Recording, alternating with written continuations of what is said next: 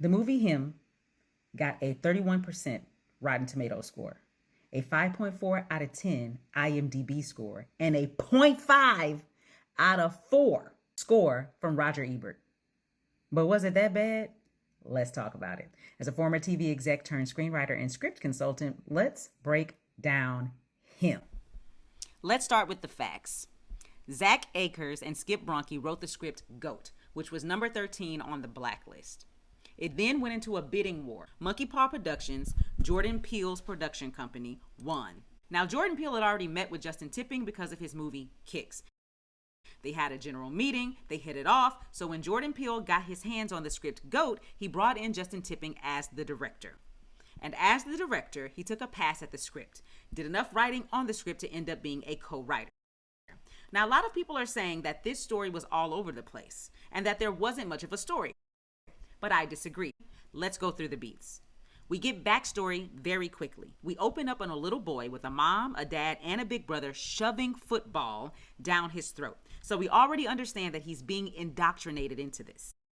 There's all kinds of Savior's paraphernalia up on the wall, just like Jesus. And Zay, Marlon Wayne's character, is their God. And they worship this football team and worship this man. We know from here that this little boy is making this man his idol because his family is pushing it into him. There always has to be an internal motivation as much as there is an external goal.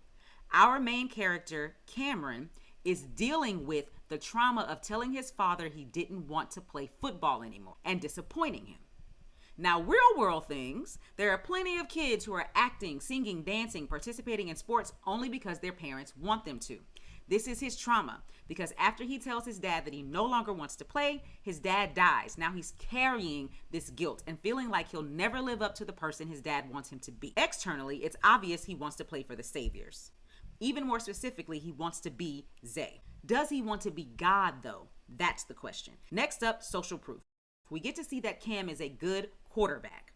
Not because we get any football scenes, which is a criticism of mine. Let me see this man play football. But we do get to see him on a football field, aiming to hit the goalpost with the football. He hits it both times, so he's got a good eye and a good arm, social proof. The inciting incident is actually one of my biggest critiques. It exists, but I wish it was grounded in reality. Spoiler alert, scroll if you don't want to know. At the inciting incident, Cam is picking up a football and a being, a demon, a figment of his imagination pops up out of nowhere and hits him in the head, which causes his concussion. Now, if we're going to actually stick with the themes of CTE and how football is a dangerous sport, I would have rathered this happen in an actual game where there was a collision that gave him this contusion or this concussion, just to ground us in reality to note that this is real. But hey, the hope is that it's intentional for us to not know if it's actually real. That takes us to the stakes. Not only is making his dad proud, making his family proud, a part of the stakes that are on the line, but this bleed in his head should also be some of the stakes, because if it gets really, really bad, he can't play football. However, other than making him sit out of the combine, which then gets him the invitation to go to Zay's house for a training camp, that concussion, that brain bleed, never, ever stands in the way of him reaching his goal. It does not get worse as the story progresses. Even when the imaginary person, demon, whatever it is, comes and hits him in the head 2 more times within the film. He also collides with another player at one point in the film. He is not hurt at all. It does not mess with his brain bleed at all, but it paralyzes the other player. From there, in order for a story to keep pushing forward, your character has to be active in their goal. This is a very simple story. He needs to make it through training camp in order to join the Saviors. We watch him deal with training camp, the trial and error of that, and I believe there's 5 days, which gives us a ticking clock. You only have a week to prove yourself. We have a clear antagonist in Zay. He's an antagonist because he doesn't want to be replaced. He enjoys being the God of the Saviors. What does an athlete do? What does a big-time actor do? What does a big-time singer do when the sun finally is not shining on them? How do I defeat you because I don't actually want to be replaced? Now we get to the midpoint, a very weird midpoint, but it happens. Zay and Cam kill a fan. From here, We get to see Cam turning to the dark side. We start to get into the photo shoots. We have this great Last Supper moment. And now Cam has to make the final decision of, am I going to step into these shoes? Am I going to become the God? Am I going to turn a blind eye to all of the things that I've seen here at training camp in order to reach my goal? From there, I think this is where a lot of people are lost when we get to the very last moment and there's a whole lot of blood and guts, and I think a lot of people die and that's unnecessary. However, Cam finally decides to choose himself.